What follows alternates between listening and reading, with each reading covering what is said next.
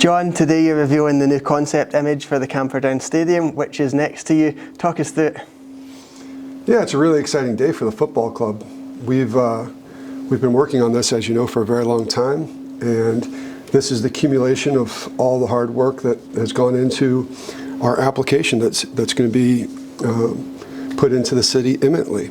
It's amazing how much it has grown and evolved over the years, and we have had a lot of delays, but those delays have helped us craft and mold what you see here today.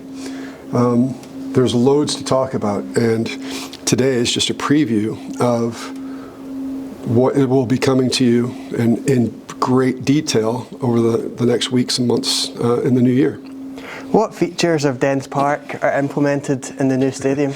Well, as you know, the Archibald Leach Stand in Dens Park goes back to 1899, and we have a 13-degree angle in that building. At the time, it was meant to give the fans a better view of the football that was being played on the pitch.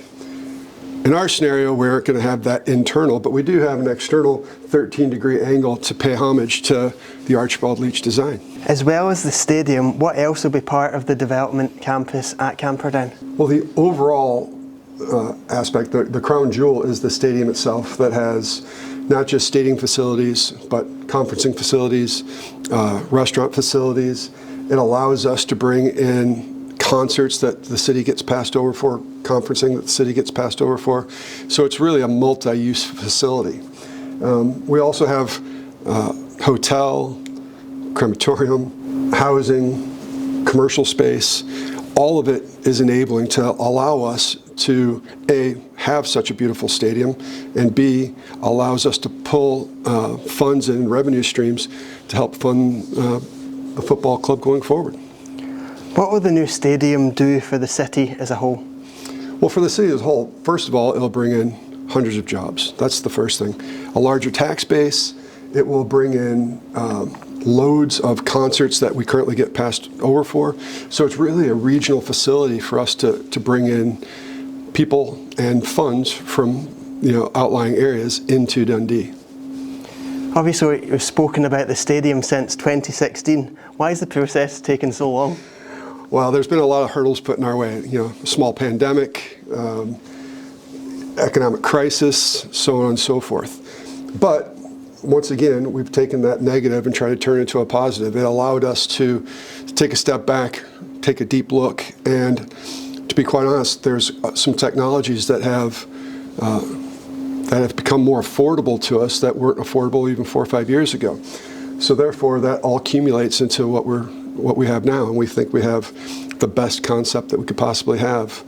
And unfortunately, it has taken us that long to get here, but we are now here, and we're really excited about it. How will the new stadium be financed? Well, a large contribution, financial contribution, equity from the ownership group, alongside the facilities that have been afforded to us at this point in time. And then when you have all the other bits and pieces that help enable it, it works out really well. Will the cost of building the new stadium have an impact on the club's ability to sign players? Actually, it won't have any impact on that at all. In fact, we look at this opportunity as a catalyst to bring more players in, higher class players, higher value players, and really, make the product on the park even better, because people will want to play in a beautiful stadium like this. So what happens next with the stadium development plans? Well, we're really encouraged by all the studies that we've done to date. We've actually, even though this is a planning in principle application, we've actually done more work than is necessary for that, because it's such a big development. We've basically done a full planning application, and we're really excited and really encouraged that all of the information that we've accumulated to date is all very positive. There's no red flags that have been pulled up. So at this point in time, the application is put together, and after the Christmas holidays, we'll be putting in the application as soon as possible. You previously said you hope that the club will be kicking a ball in the new stadium for the start of the 2025 season. Do you think that's still possible? I think it's still possible. You might talk to my development team and the contractors. They might say that's a bit aggressive, but that's the way we are. We're aggressive people, and we try to push, and we'll continue to push.